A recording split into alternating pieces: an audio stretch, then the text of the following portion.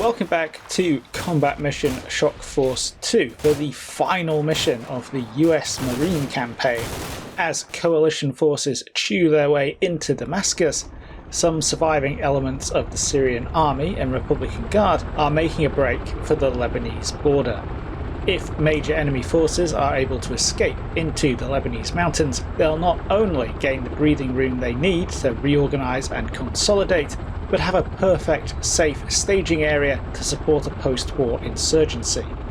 So the Marines, on hand with their organic lift capability, have been ordered to stop them.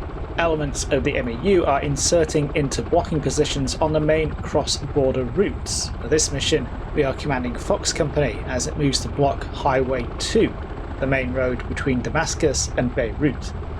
The area is lightly agricultural. There are a few farms scattered about, but the main feature is a series of large orchards. The fruit trees are small, so they don't provide much concealment, and they should make for good kill zones.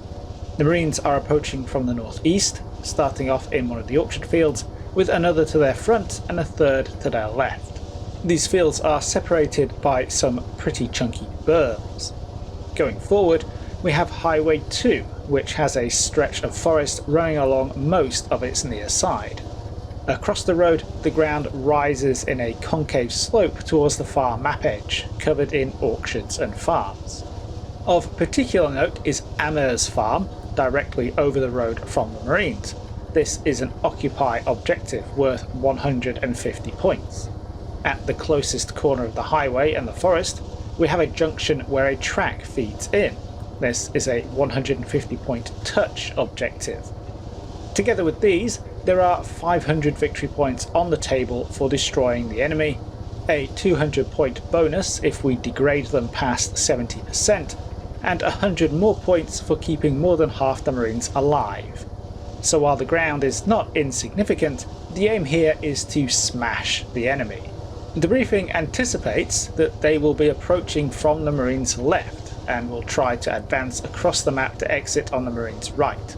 It also expects the Syrian force to be a mess of different units, mostly on foot, but potentially with some vehicles. The chaos of the retreat from Damascus means that the enemy are likely to be poorly coordinated. Opposing them is most of Fox Company. 1st and 2nd platoons have been assigned to this blocking position, backed up by the company HQ elements, a section of 60mm mortars, and a couple of Humvees. On call, we have a platoon of 81mm mortars, and they're going to be joined by the Cobras from the helicopter escort in about 5 minutes. Putting all this together, it feels like this mission should be pretty straightforward. I don't necessarily need to physically get in the way of the enemy to stop them from transiting the map. I just need to take up positions where I can block them with firepower. To that end, there are 3 areas I want to dominate.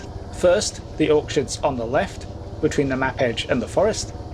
Second, the open ground from the forest to the base of the far slope. And third, the far slope itself. I can cover the first 2 areas from the berms just outside my deployment area. Beyond the berms, the ground slopes left to right from the forest edge to the highway exit, and I should be able to use that slope to advance on Amer's farm without too much exposure.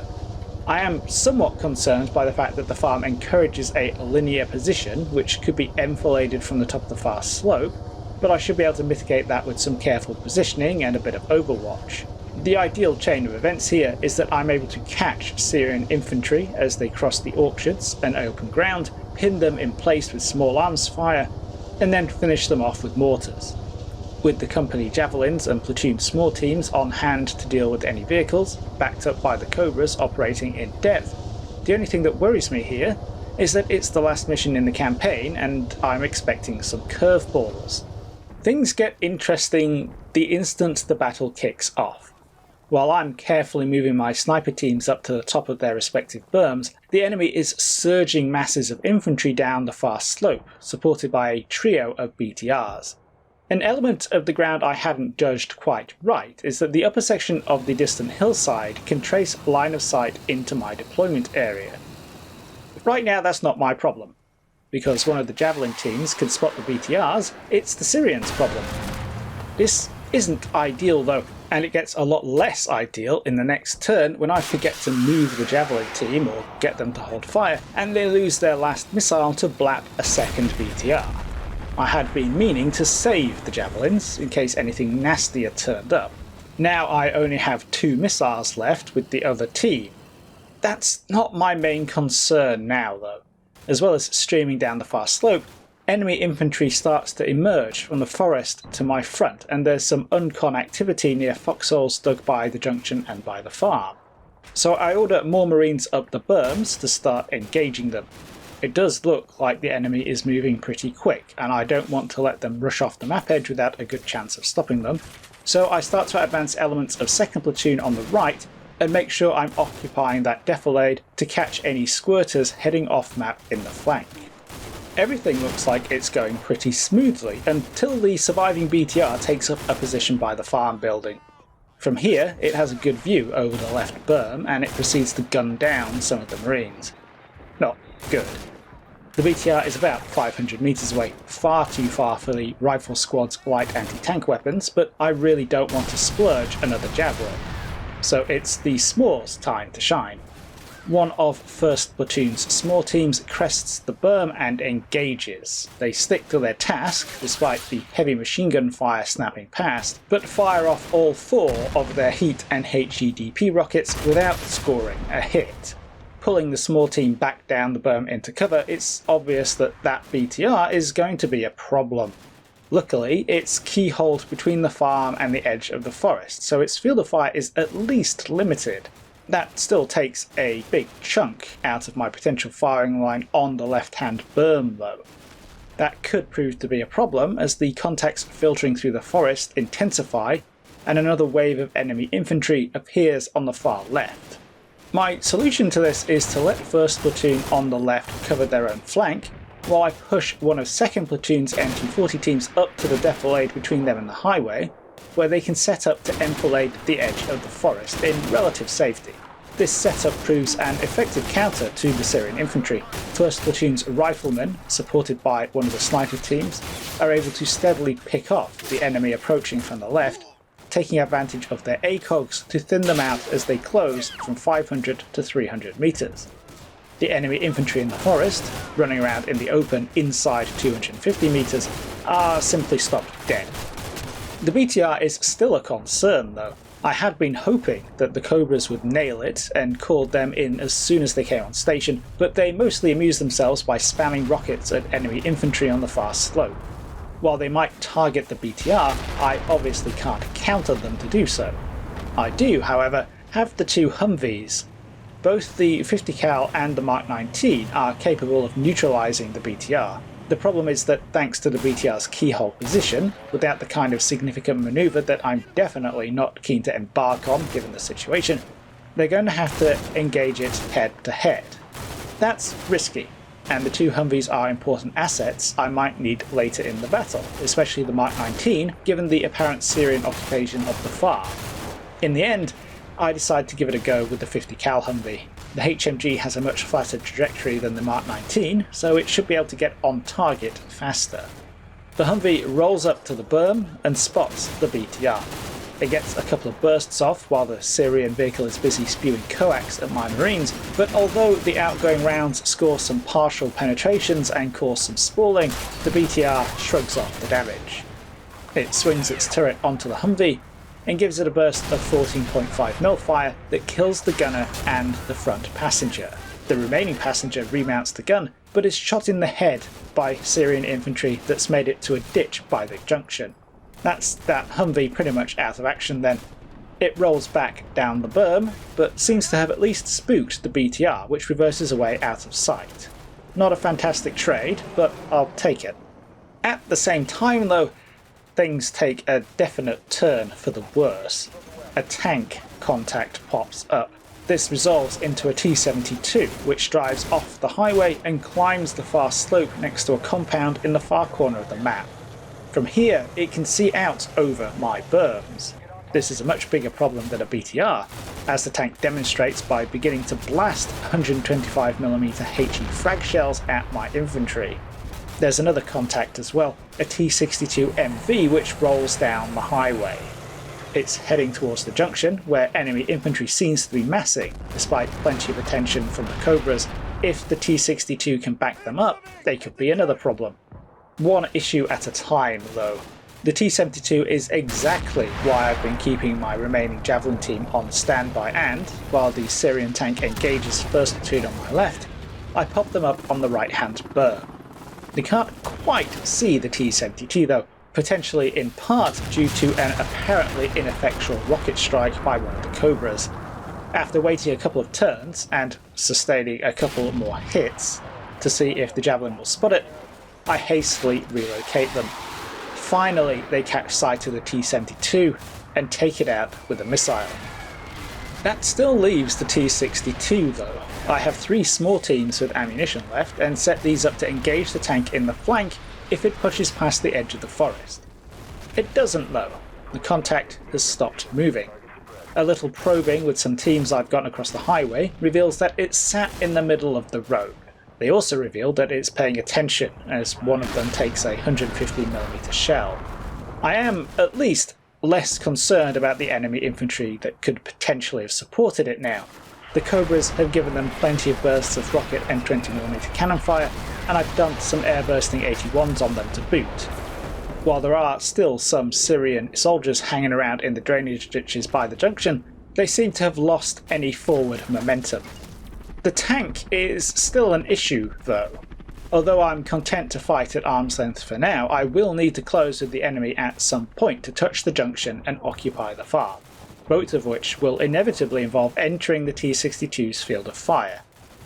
The smart, logical and obvious way of nailing the T-62 is to push into the forest with infantry and hit it in the flank. But right now, having spent a good 30 minutes mowing down Syrian infantry in the same orchards I would have to cross to reach the forest, I'm not so sure about moving forward. So this time it's the turn of one of 2nd Platoon's small teams to get into a tactically suboptimal head-to-head. They're currently watching the highway exit down behind the slope on my right, and having smoked the tank up with one of the 60mm mortars, I bring them up to peek over the crest and engage. They're not quite at the right angle though, and as the smoke dissipates, it turns out they can't spot the tank through the trees. Syrian infantry in the ditches can absolutely see them though, and one of them takes around to the body armour before I try and relocate them. By now the smoke is completely gone, and although they quickly spot the T-62, it spots them as well. Both tank and small team fire at the same time. The T-62's shot deletes the Marines, and as they were the only men with eyes on the tank, it disappears from view just as the small rocket hits. It's definitely on target, but without being able to see the tank, it's impossible to know what effect it had. There are no secondary explosions, and there is no smoke plume. The T-62 was covered with explosive reactive armour, which will effectively counter the single-stage heat warheads of the small. The only sensible thing to do is to assume that the tank is still up and running, and to get on with flanking it like I should have done in the first place. This takes a little bit of time to set up. I know there are at least some enemy infantry beneath the trees, and while they've almost certainly had a hard time thus far, one die-hard lunatic with an AK is a problem I would rather deal with from a distance. So I begin to mortar the near end of the forest and call the Cobras in again to help deal with targets in depth. One of them finally finds the BTR, which has retreated a bit further up the far slope, but naturally it's the Cobra that has already used all of its rockets. It still sprays the BTR with cannon fire, but the 20mm API isn't enough to knock it out. The BTR pulls even further back until it's perched right on the crest. Meanwhile, I've sent a team from 1st Platoon forward into the orchard while any enemy in the forest are suppressed by the mortars. They don't take any fire, and I quickly bring the rest of their squad up to join them. A few turns later and they're in amongst the trees. There's no resistance, just one lonely Syrian rifleman trying to surrender. Bringing another squad in and expanding the foothold sparks a few exchanges of fire, but it's clear there's no significant resistance here. It also reveals that the T-62 has in fact been knocked out. The small team got the job done. With that confirmed, I'm able to touch the junction objective and start thinking about attacking the farm. This definitely has enemy infantry inside it. There may well be more hidden in the woods behind, and there were infantry contacts to the farm's left across the open field that may or may not still be there. So the logical approach to tackling the farm seems to be to attack from the right. I already have elements from 2nd Platoon in the covered approach to the highway and a couple of teams on the far side, so they'll be the assault element. 1st Platoon squads in the forest can serve as a closed base of fire and prevent the enemy reinforcing across the field, while the elements back of the berms, including M240s, SMORs and the Mark 19 Humvee, can provide more distant fire support. There are still 20 minutes on the clock though, so there's no need to rush. The Cobras and the mortars still have plenty of ammunition, so I decide to make the most of it. The 81s plaster the woods behind the farm, while the Cobra with remaining rockets finally nails the BTR. With that out of the picture, the farm coming under fire and Marines already pushing up the right map edge to form up for the assault, the Syrians surrender. That's a nice surprise, but looking at the aftermath it's understandable. The Syrians have lost 145 men, plus their 2 tanks, 3 BTRs and a random technical with a Dushka that got rocketed. The Marines have lost 18 men all told, almost all of them inflicted by the T-72 and the BTR. While I still think my plan was solid, and that pushing forward instead of staying back could well have resulted in much greater casualties, it's easy to see how risky it was to rely so heavily on 4 Javelin missiles split between 2 fragile teams. The fact that the T-72 could have remained in position and dominated the burns with total impunity if something had happened to a single 2-man team shows how easily this battle could have swung the other way. But we're done. The fact that this could easily have turned into a disaster is exactly what I'd expect from the final mission of the campaign. Fox Company have successfully blocked the enemy retreating down Highway 2 into Lebanon, and with that, the Semper Syria campaign is over. The Marines have not only conducted a successful amphibious assault, but punched through the Homs Gap and seized the city of Homs, before leading the way south into Damascus itself. In the process, they've sustained 200 casualties, lost 5 armoured vehicles, LAVs and LAV-AT and some attached strikers, and a total of 9 Humvees. Trying to stop them, the Syrians have thrown conscripts, uncons, mechanised airborne, special forces and Republican Guard units in the way, and they've all been smashed. In total, through all the missions, the Marines have inflicted 1,971 casualties, destroyed 65 Syrian tanks, 88 BTRs and BMPs, and knocked out 38 other vehicles. If we round that casualty count up to 2,000, we're dealing with an exchange rate of about 10 to 1. How much that is an accurate reflection of what we today call peer versus sub-peer engagements, and how much it's a result of combat missions' AI limitations, I'll leave up to you guys.